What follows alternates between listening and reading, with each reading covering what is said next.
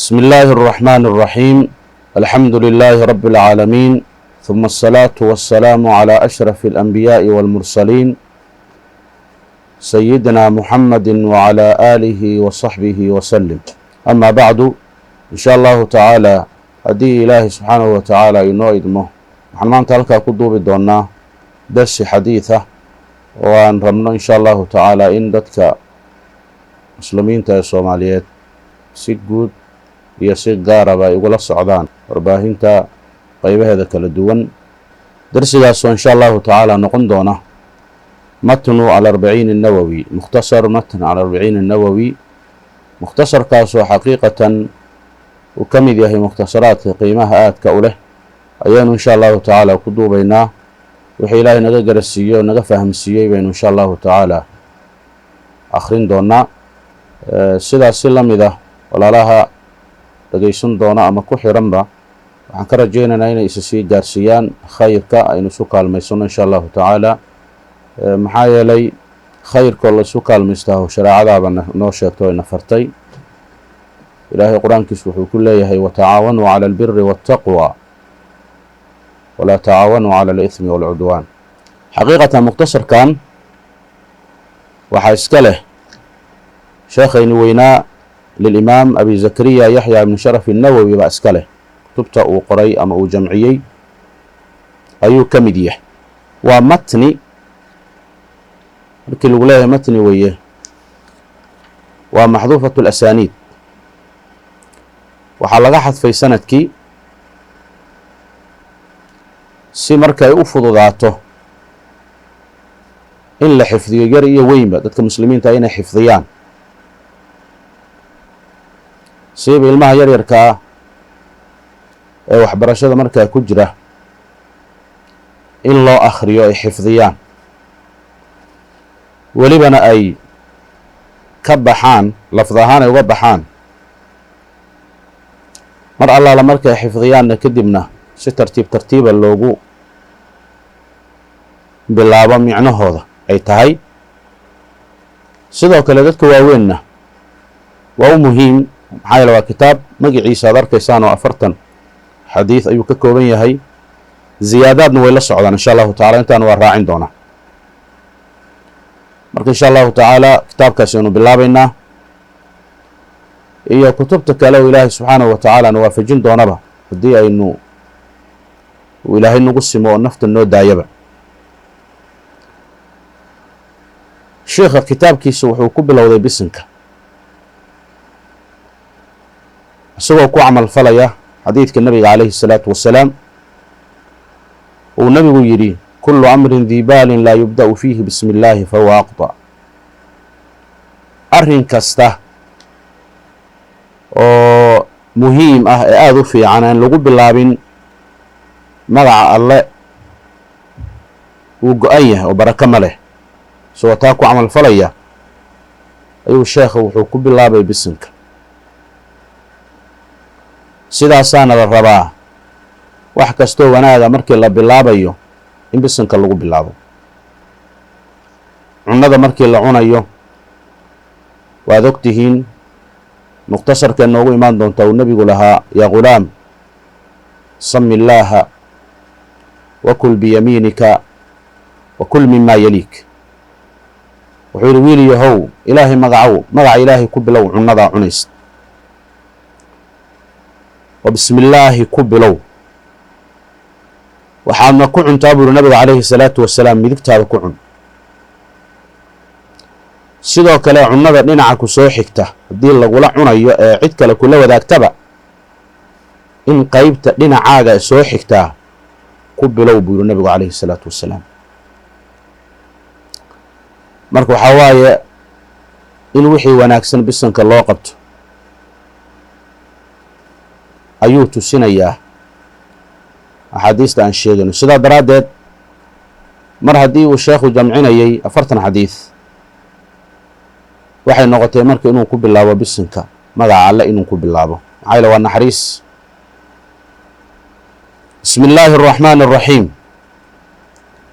bismi illaahi alla magaciisaan ku bilaabi allahoo arraxmaani naxariis guud ahaaneed naxariista ونحريست جود كأدون كمركي للجوجو مؤمن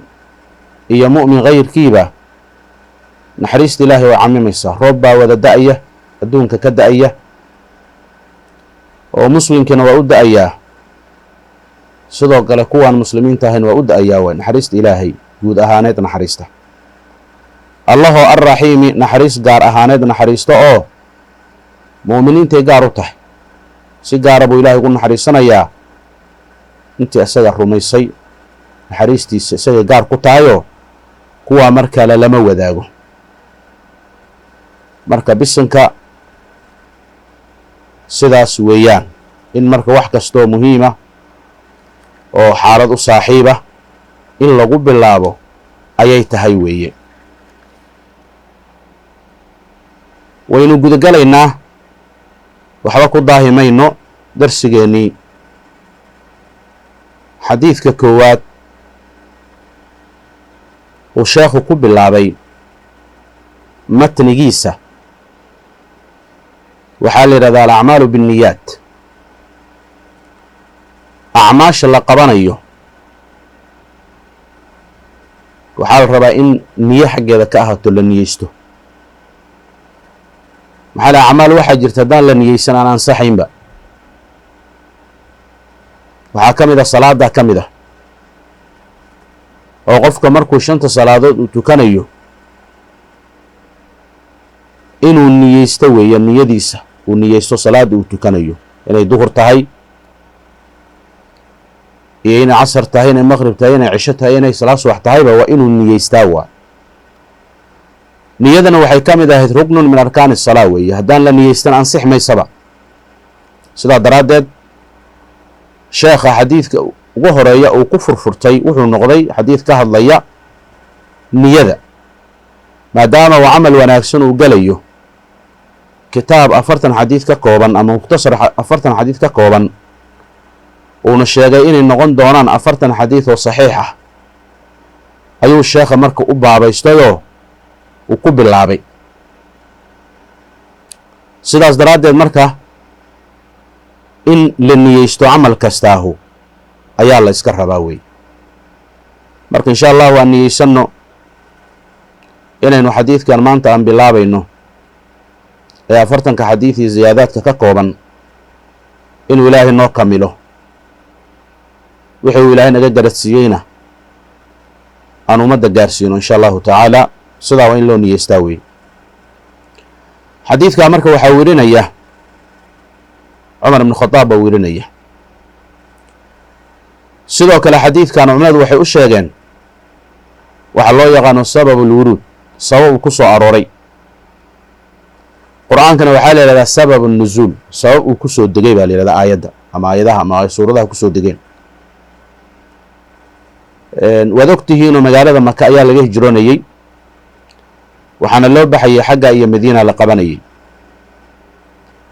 dadku marka waxay la cararayeen diintooda iyo meel allaale meeshay ku badbaadi karaan oo ilaahay subxaanahu wa tacaala ku caabudi karaan ayaa loo baxayay niyadaasaa maka lagaga baxayayoo xagga iyo madiina la qabanayay marka qof waxaa jiray kala dhexeeyay xaasaawo iyo guur arrimo guur ay ka wada hadlayeen oo qof dumar oo magaalada maka joogtaa jiray gabadhii marka saxaabiyad bay ahayd oo muslimid bay ahayd oo waxay tiri waan hijroon xagga iyo madiinaan qaban halkaa ku guursan mayo nebi moxamed baan ka daba tegi oo diinteydaan la carari oo halkaana raba in halkaas sara in ilaahay ku caabudo haddii guurkaagii iyo damacaagii run yahay waxay tiri xaggaa isu kaaya keen iyadu tagtay halkaasay qabatay biniyati lhijrati bay ku baxday iyadoo diinteeda la cararaysa saxaabigiina wuu ka daba tegey muhaajir ibnu qays baa la yidhahdaayo wuu ka daba baxay isagu markuu madiine maka ka baxayey wuxuu u baxay oo hadafkiisii safarkaa dheer uu u galay oo habeenii maalmo iyo habeenno soconayay waxay ahayd inuu gabadhaas soo guursado adduunya wax ku saabsan buu u baxay idan marka waxaa la yidhi qofka ilaahay iyo rasuulkiisa dartood u hijrooda ee baxa sidaa niyeysta hijrada uu ka baxay maka uu ku aaday xagga iyo madiina thawaabkeed ilaahay baa siinaya subxaanahu wa tacaala. marka sidaasay culimmada u sheegaan. alxadiidu alawal alacmaalu biاnniyaat. can amiiri lmu'miniina mu'miniintii amiirkooda xaggiisa waxaa laga wariyey abi xafsin ahaa xafse caabaheed cumar ahaa cumarkaasoo ibni khadaab wiilkiisa yah radia allahu canhu qaala wuxuu yidhi cumar samictu waxaan maqlay buu yidhi rasuula allahi qowla rasuuli illaahi rasuulka ilaahay hadalkiisaan maqlay buu yidhi sala allahu calayhi wasalama oo yaquulu dhahaya inama alacmaalu acmaashu waxay ahaatay binniyaat niyo wa inamaa likulli imri'in qof kastana waxa uu leeyahay ama u sugnaaday maa nawa thawaaba maa nawa wixii uu niyeystay ajarkeeduu leeyahay u sugnaaday. faman ruuxii kaanaday ahaato hijratuhu hijradiisa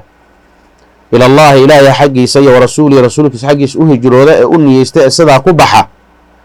fa hijratuhu fa thawaabu hijratihi hijradiisa thawaabkeedu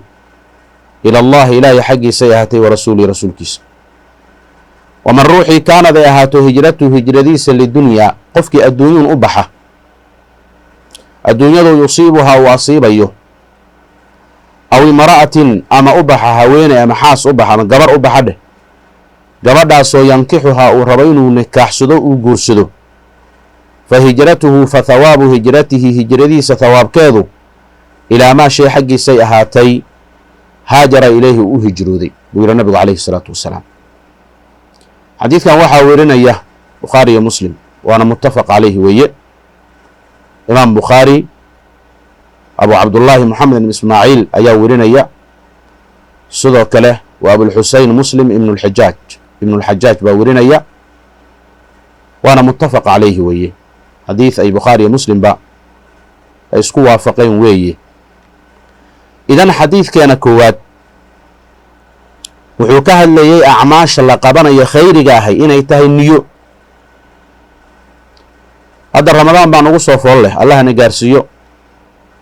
kuwa caafimaad ku gaara kuna dhammaysta laga aqbala allah inagu daro, looguna dembi dhaafo, naarta lagaga xoreeyana allah inagu daro. xadiidka waxaynu ka qaadanaynaa wax kasta oo camala oo khayriya la qabanayo in la niyeysto. maalan tusaale ahaan caawa haddaad niyeysato inaad xilli dambe soo toostood ilaahay caabudid oo salaatuleyl aad tukatid haddaad niyeysatid misna ay hurdada kula tagtood soo kici weydood haleeli weydo ajarkii baa leedahay. marka guud ahaan intaasaynu ka faa'iidaysanaynaa wey. wa can amiiri lmu'miniina mu'miniinta amiirkooda xaggiisa waxaa laga wariyay abi xafsin ahaa cumar ibni khadaab radia allahu canhu qaala wuxuu yidhi cumar samictu waxaan maqlay buu yidhi rasuula allahi rasuulka ilaahay baan maqlay qowla rasuuli illaahi weeye rasuulka ilaah hadalkiisaa loo jeedaay sala allahu calayhi wasalam yaquulu dhahaya inama alacmaalu acmaashu waxay ahaatay binniyaati niyo wa inamaa likulli imri'in qof kasta waxaa u sugnaaday maa nawaa thawaaba maa nawaa wixii uu niyeystay thawaabkeeda.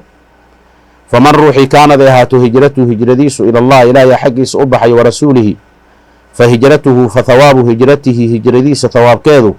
ila allahi ilaahay xaggiisay ahaatay warasuulihi. waman ruuxii kaanaday ahaato hijratuhu hijradiisu lidunyaa qofkii adduunyo u baxa ganacsiba u baxay inuu soo shaqaysto adduunyada yusiibaha uu asiibayo aw imra'atin ama haweeneybu u baxay haweeneydaasoo yankixuhaa uu nikaxsanayo uu soo guursanayo u baxa fa hijratuhu fa thawaabu hijratihi hijradiisa thawaabkeedu ilaa maa haajara ilay wuxuu u hijrooday xaggiisay ahaatay. haddii uu gabadhi soo helana dee waa ku guulaystay muraadkiisa hadafkiisa u baxay, haddii uu soo waayeyna tacabkaa iyo daalkaa faraha badan u baxay dee asay gaadhay. sidaa weeyaan muttafaqun calayh weeye. xadiidka imaam bukhaari imaam muslim ayaa werinaya wey. insha allahu tacaala darsigani koowaad oo xadiidku ama kitaabku u bilowga yahay maanta xadiidka koowaad ayaynu insha allahu ku joojinaynaa. intaan ku kulmi doonno darsigan darsiga xiga waxaan idin leeyahay salaamullaahi calaykum waraxmatuhu wabarakaatu.